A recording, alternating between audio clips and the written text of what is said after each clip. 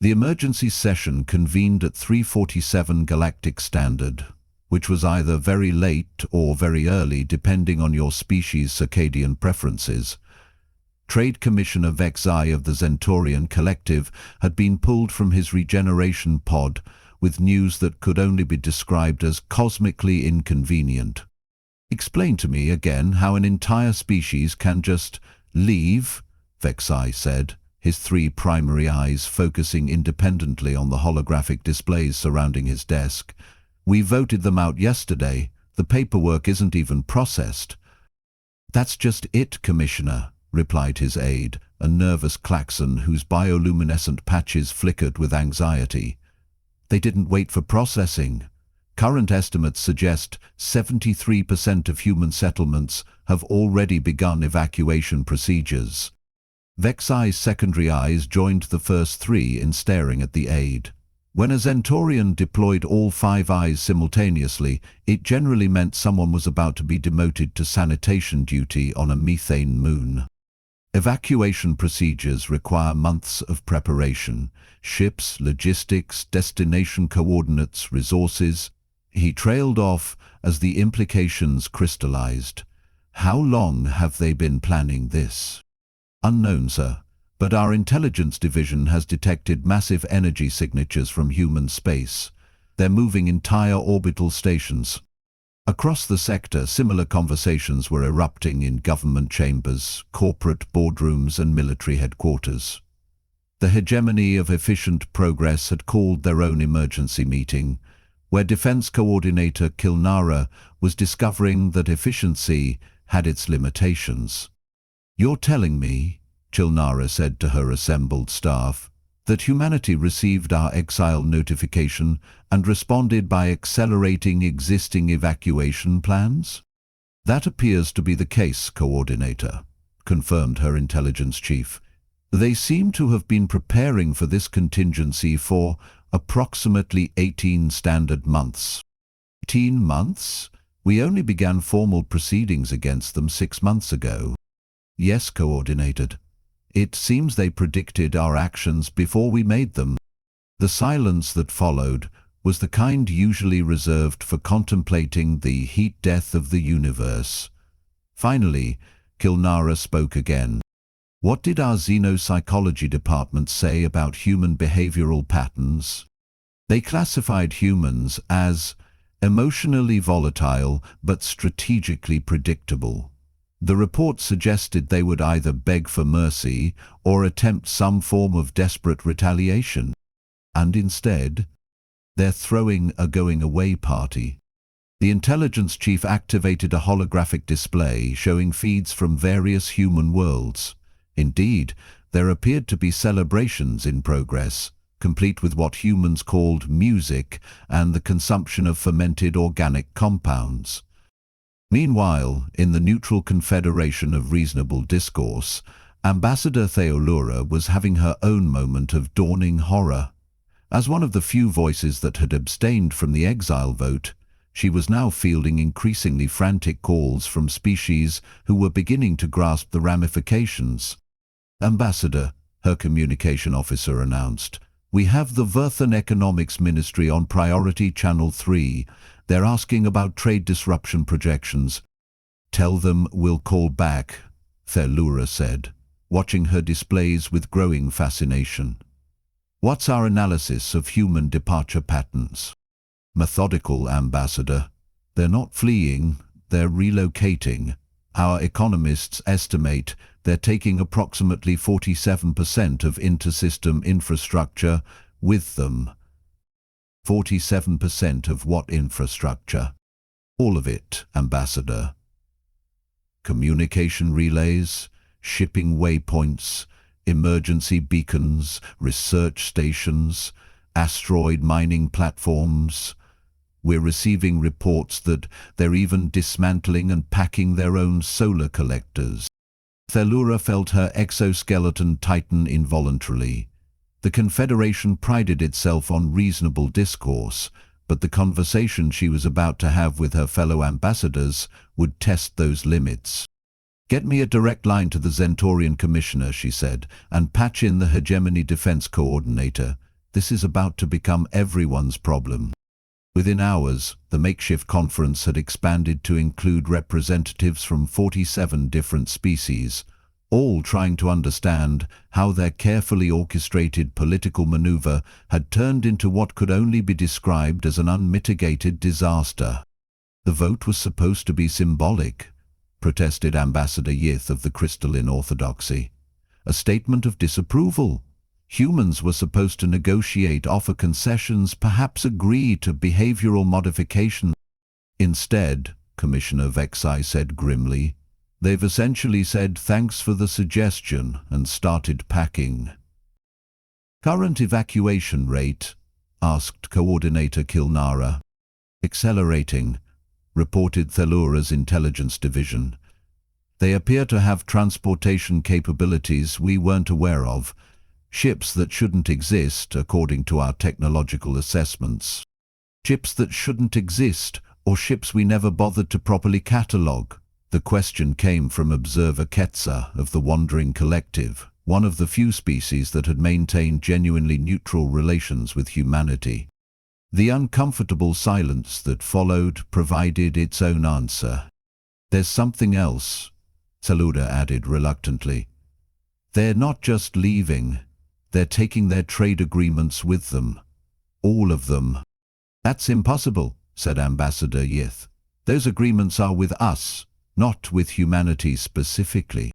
Actually, Thelra's legal advisor interjected, human legal frameworks are surprisingly sophisticated. Most of their agreements include portability clauses tied to citizenship status. If they relocate en masse, the agreements relocate with them. The implications began to cascade through the assembled representatives like a particularly malicious virus. Trade routes, technological exchanges, cultural programs, joint research initiatives, emergency mutual aid pacts. All of it was walking out the door with humanity's luggage. How, Commissioner Vexai asked slowly, did we miss this? We assumed they needed us more than we needed them, Observer Ketsa replied, with what might have been amusement. Turns out that assumption was incorrect. The conference dissolved into increasingly heated discussions about blame, liability, and whether there was any legal mechanism to reverse a deportation order once the deportees had already left voluntarily. As the galaxy's leadership argued among themselves, human cargo ships continued their steady exodus, carrying with them not just people and possessions, but also the foundations of an interstellar civilization that was only now beginning to understand what it had just voted to lose. Dr. Yuki Chen stood in the observation deck of Migration Command Alpha, watching the systematic dismantling of Luna City's commercial district with the detached interest of someone who had seen this particular disaster coming from several parsecs away. Her coffee had gone cold an hour ago, but replacing it would require navigating through 3 different evacuation teams, and frankly, the caffeine wasn't worth the paperwork. Phase 7 is ahead of schedule, reported Lieutenant Marcus Webb, approaching with a tablet that probably contained more crisis updates than any reasonable person should have to process before lunch. The Kepler colony finished packing their terraforming equipment yesterday. They're requesting permission to take the weather control satellites. Granted, Chen said without looking away from the viewport. What's the point of leaving behind perfectly good atmospheric processors for people who voted us off the island? The Vorthans are filing formal complaints about proprietary technology transfer. The Vorthans can file complaints with our forwarding address. Oh wait, we're not giving them one. Webb made a note on his tablet, which Chen suspected was less about official record-keeping and more about documenting humanity's final moments of petty satisfaction. She couldn't blame him. After 18 months of preparation, everyone was entitled to a little vindictive humor. How are our friends handling the departure? Chen asked, gesturing to the communication arrays that connected them to the broader galactic community. Mixed reactions. The Wandering Collective sent a farewell gift, something called stellar wind chimes, that are apparently considered good luck for long journeys. The hegemony of efficient progress sent a legal notice demanding we return their loaned cultural artifacts. We never borrowed any cultural artifacts from the hegemony. That's what makes it interesting. Apparently, they're referring to the art installations we created for the Galactic Cultural Exchange, the ones we paid for and donated freely. Chen finally turned from the viewport, fixing Webb with the kind of look that had made her legendary in both diplomatic circles and university faculty meetings. They want us to return gifts we gave them? It gets better. They're claiming the installations are integral to hegemony cultural identity and cannot be removed without causing spiritual and aesthetic disruption to their civilization. And our response? Captain Torres suggested we leave them detailed instructions on how to maintain the installations, along with a bill for 18 months of free technical support. The conversation was interrupted by the arrival of Chief Engineer Patel, whose expression suggested either complete triumph or imminent system failure. With Patel, these conditions were often indistinguishable. Dr. Chen, we've completed the Titan extraction protocols. All industrial facilities have been successfully relocated or dismantled. The orbital refineries are packed and ready for transport. Extraction protocols? Webb looked confused. I thought we were just relocating the population and essential equipment. Chen and Patel exchanged glances that carried the weight of several classified briefings. Marcus, Chen said carefully, what exactly did you think we were doing for the past 18 months? Emergency evacuation planning, contingency preparations in case diplomatic relations deteriorated. That's adorable, Patel said, not unkindly. We weren't planning for diplomatic failure, Lieutenant. We were planning for diplomatic success. I don't follow. The galaxy spent 2 years sending increasingly clear signals that they wanted us gone, Chen explained. Border restrictions, trade limitations, cultural exchange suspensions, research collaboration freezes. We could have spent those 2 years fighting the inevitable, or we could have spent them preparing to give everyone exactly what they claimed to want. So when they finally worked up the courage to actually vote us out, we thanked them for making the decision easier and started packing the good china. Patel activated a holographic display showing current evacuation statistics. The numbers were impressive in the way that natural disasters and military campaigns were impressive, vast, coordinated, and slightly terrifying in their scope. We're currently moving approximately 2 million people per day across 47 different relocation routes, Patel reported. Industrial capacity transfer is at 83% completion. Agricultural installations are at 91%. Scientific research facilities. He paused. Well, those are at 112%. How do you get 112% completion? We're taking some things that technically belong to joint research initiatives, Chen said, along with detailed documentation of everything we're leaving behind, including maintenance schedules, operational parameters, and troubleshooting guides. That seems generous.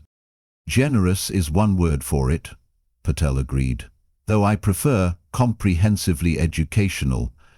They wanted us to leave, so we're making sure they understand exactly what they're losing.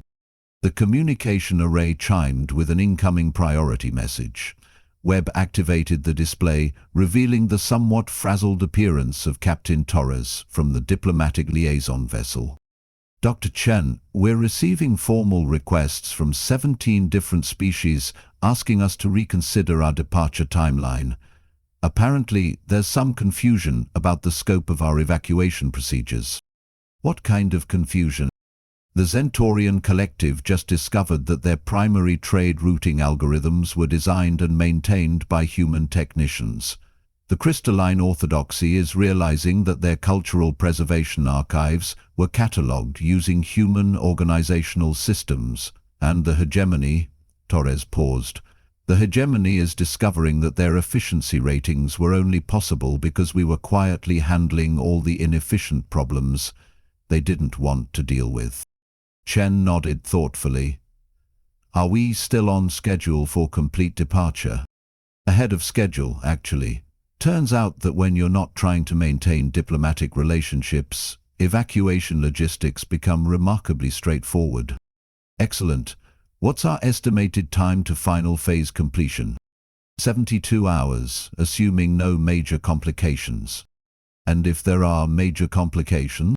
68 hours. Spite is an excellent motivator. As Captain Torres signed off, Chen returned to the viewport.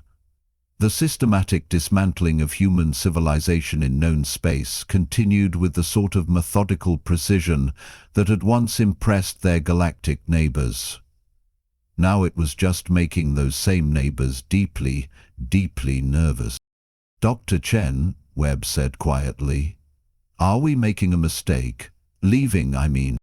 Marcus, in 18 months of preparation, not a single galactic government reached out to ask what we were planning or whether there might be alternatives to exile. They voted us out yesterday and only started panicking when they realized we were actually leaving. That's not really an answer. No, Chen agreed. But it's the only answer that matters. They wanted us gone and we're giving them exactly what they asked for. The fact that they're having second thoughts now just proves they never really thought it through in the first place. Webb considered this as another cargo transport launched from the lunar surface, carrying with it another piece of humanity's galactic presence. What happens to them after we're gone? Chen smiled, and it was the sort of smile that had once made alien diplomats very nervous during trade negotiations. I suppose they'll find out. The Veilthron monitoring station had been humanity's gift to the galaxy 3 decades ago.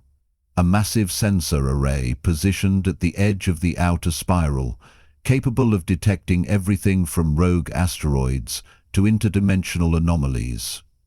It was also, as Senior Monitor Exile was discovering, apparently owned by humans in a legal sense that no one had bothered to verify until now. Explain it to me again, Exile said to his legal counsel, a diminutive klaxon who looked like she'd rather be anywhere else in the universe. How can they own a monitoring station they gave us? They didn't give it to us, Senior Monitor.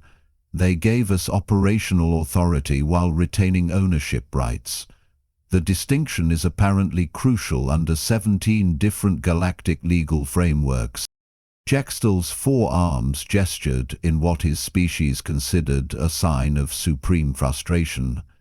For 30 years, we've been treating this as a joint galactic resource. Yes, sir, which is why the current situation is problematic. The current situation was indeed problematic. 2 hours ago, the monitoring station had received what could only be described as a polite eviction notice.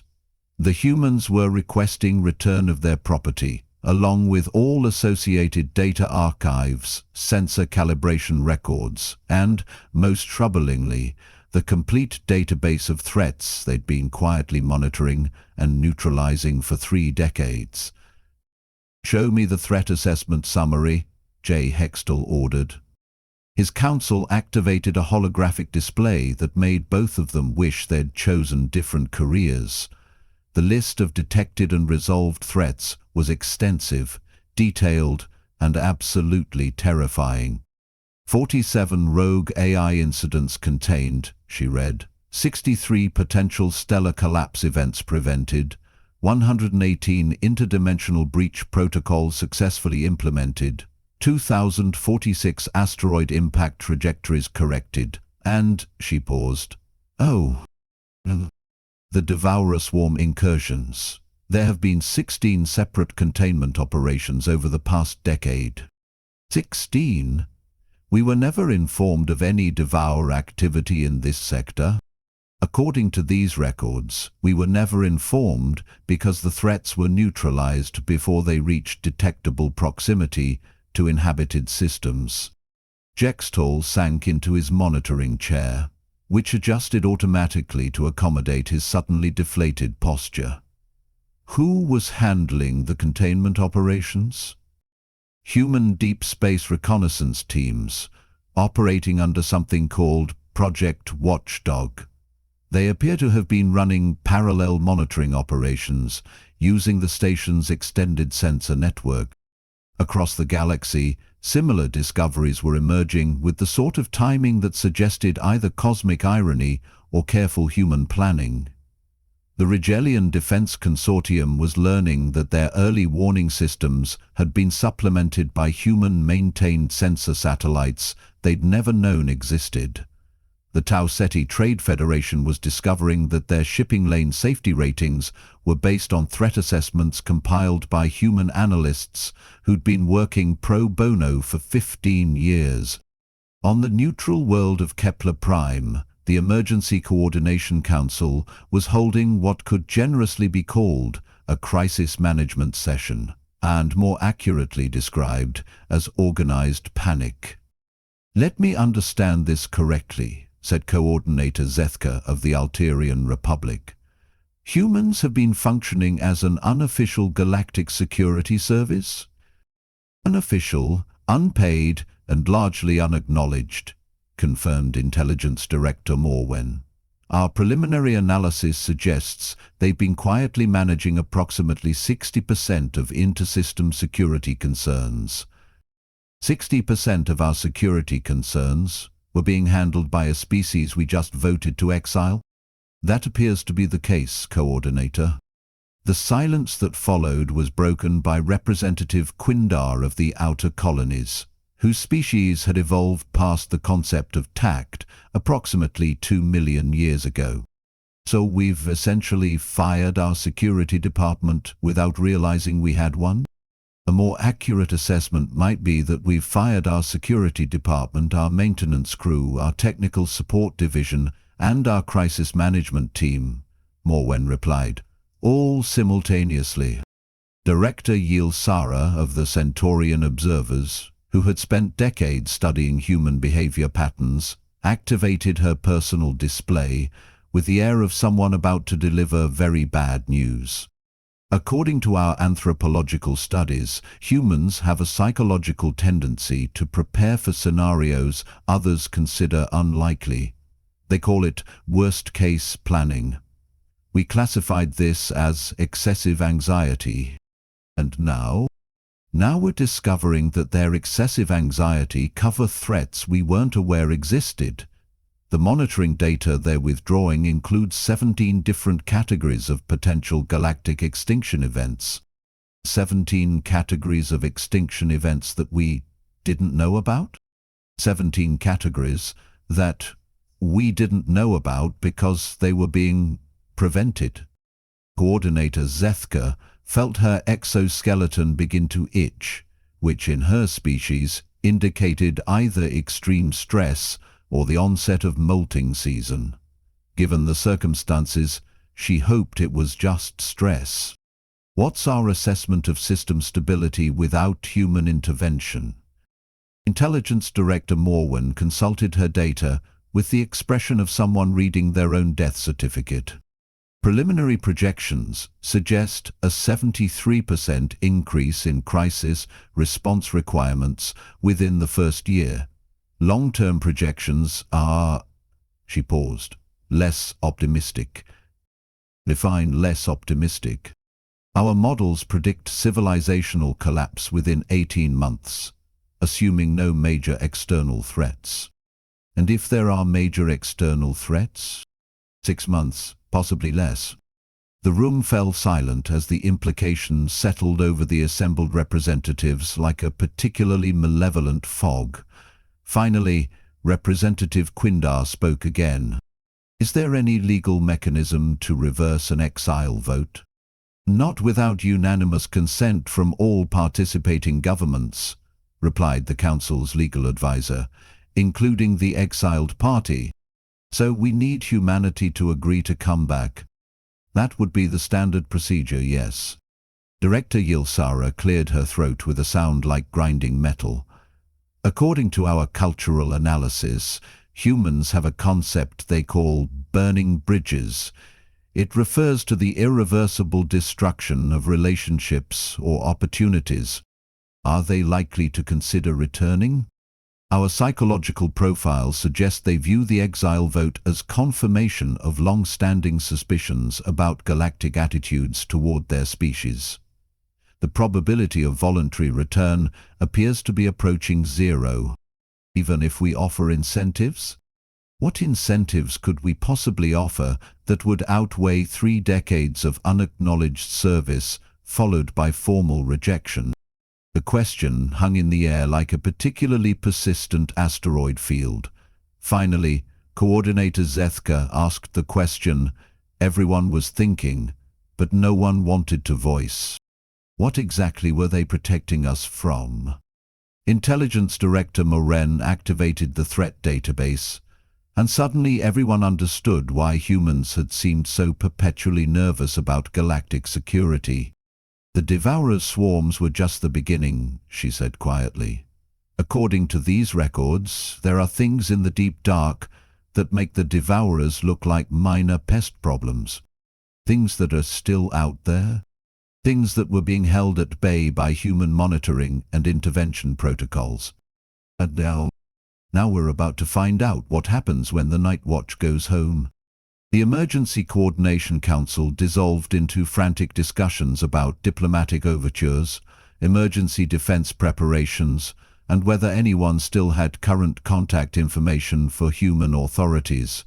As they argued, human evacuation ships continued their steady departure from known space, taking with them not just people and equipment, but also 30 years' worth of quiet vigilance that the galaxy was only now learning to appreciate. In the deep dark beyond the outer spiral, ancient threats that had been contained for decades began to stir, sensing the absence of their perpetual watchers. The galaxy was about to discover what humanity had been protecting them from all along. The package arrived at the Galactic Commerce Tribunal exactly 71 hours after the last human transport had vanished beyond the edge of charted space. It was delivered by an automated courier drone that immediately self-destructed after confirming receipt, which struck Trade Commissioner Exile as either unnecessarily dramatic or ominously appropriate. Inside the package was a single data crystal and a handwritten note that read, "Congratulations on your successful Exile initiative. Please find attached our complete operational files for your review. Consider this our exit interview." The former human delegation. Vexai inserted the crystal into his secure terminal, expecting perhaps a few diplomatic protests, or maybe some unflattering observations about galactic politics. What he found instead was a comprehensive archive that made his career in interstellar commerce look like amateur hour at a trade school. Assistant Director Kolmek, he called to his aide, "Please assemble the full tribunal for emergency review, and contact the hegemony, the Confederation, and the Monitoring Council. They're going to want to see this." Within hours, representatives from across known space were connected via quantum relay, staring at displays that detailed 30 years of human activities none of them had suspected existed. The archive was organized with the sort of meticulous attention to detail that had once made human bureaucrats legendary among galactic administrative circles. Section 1. Economic Stabilization Operations.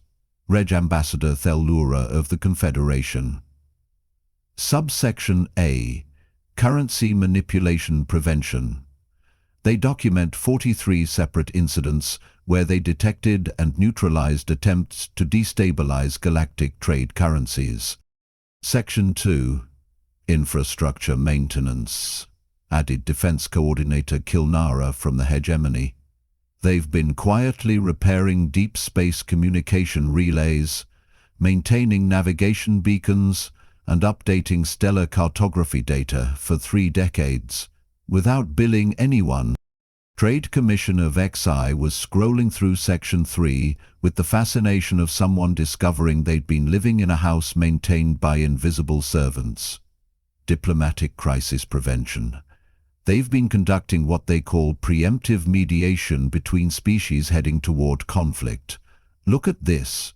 They prevented the Hegelian vegan trade war by anonymously leaking evidence of the real cause of the shipping disputes. The shipping disputes that we spent 2 years trying to resolve through official channels, asked Ambassador Yith of the Crystalline Orthodoxy. The same ones. Apparently they identified the actual problem in 6 days and spent the next 18 months carefully orchestrating a solution that made it look like we've figured it out ourselves.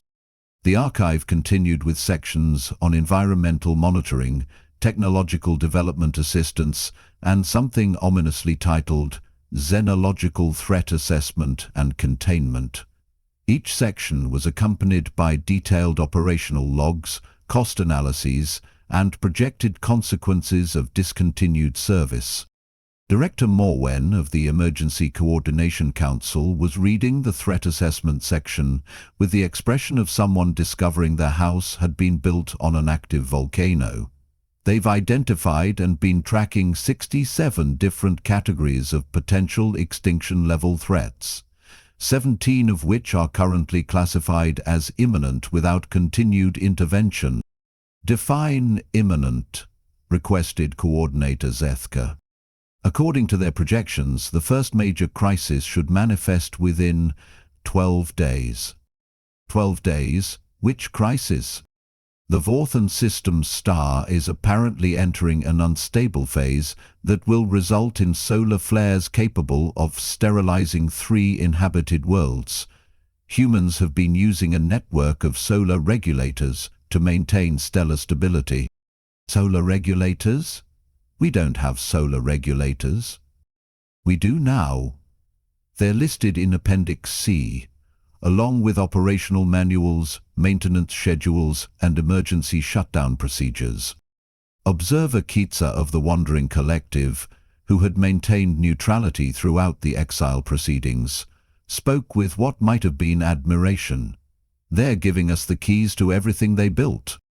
Not giving, corrected Trade Commissioner Exile, reading the fine print, transferring ownership and operational responsibility, along with detailed invoices for 3 decades of unpaid services. Invoices. Itemized billing for every crisis they prevented, every system they maintained, every diplomatic incident they resolved. The total comes to, he paused, recalculating the figure, approximately 400 trillion galactic standard credits. The silence that followed was the kind usually associated with the heat death of the universe. They're not actually expecting payment, Ambassador Thelura said, hopefully. Actually, they are, but they're offering alternative compensation terms. Vexai scrolled to the payment options section. Quote, given the current political climate, we understand that direct financial compensation may be impractical. As an alternative, we suggest the galactic community consider this invoice as representing the actual value of services you voted to discontinue. We trust this information will prove educational in your future policy decisions. They're sending us a bill for our own exile vote. More accurately, they're sending us a bill for everything we're losing by exiling them, along with detailed instructions on how to handle it ourselves. Director Yilsara accessed the appendices with growing horror. The operational manuals alone comprise approximately 2 million pages of technical documentation. The emergency protocols require specialized training they estimate will take 8 years to complete effectively. 8 years to train replacements for services they were providing freely. 8 years. Assuming optimal conditions and species with compatible psychological profiles for the work involved. Coordinator Kilnora was reviewing the threat assessment projections with the air of someone reading their own autopsy report. According to their timeline, we have approximately 6 months before the first cascade failure, 18 months before major system collapse, and 3 years before what they term civilizational restructuring becomes inevitable. Civilizational restructuring? They define it as the process by which complex interstellar societies revert to more sustainable organizational models following the removal of critical support systems. They mean we're going to fall apart. They mean we're going to fall apart in a very specific, predictable pattern that they've apparently been studying for decades. The final section of the archive was titled simply Forwarding Address and contained a single line. Coordinates available upon request to species demonstrating genuine commitment to interstellar cooperation and mutual respect. Trade Commissioner Exile closed the archive and looked around at the assembled representatives, each of whom appeared to be contemplating the same uncomfortable truth. "So," he said finally, "we voted out the species that was quietly keeping our civilization functional, and their response was to hand us a comprehensive manual on how to maintain galactic society without them, along with a bill for services rendered," added Ambassador Tellura, "and a forwarding address we can only access by proving we've learned to cooperate better, which we just demonstrated we cannot do by voting them out in the first place." Observer Ketzer made a sound that might have been laughter if her species had evolved a sense of humor. "They didn't just leave. They gave us exactly what we said we wanted, a galaxy without humans in it, and then provided detailed documentation of what that actually means. The question now," said Coordinator Zefka, "is whether we're capable of learning from their final lesson." As the conference dissolved into urgent planning sessions and increasingly frantic diplomatic outreach attempts, the automated systems throughout known space continued their steady countdown toward the first major crisis. Somewhere beyond the edge of charted space, humanity was building something new, while the galaxy they'd left behind struggled to understand what they'd truly voted to lose. The Exile had been successful beyond anyone's wildest expectations. That, as it turned out, was the problem.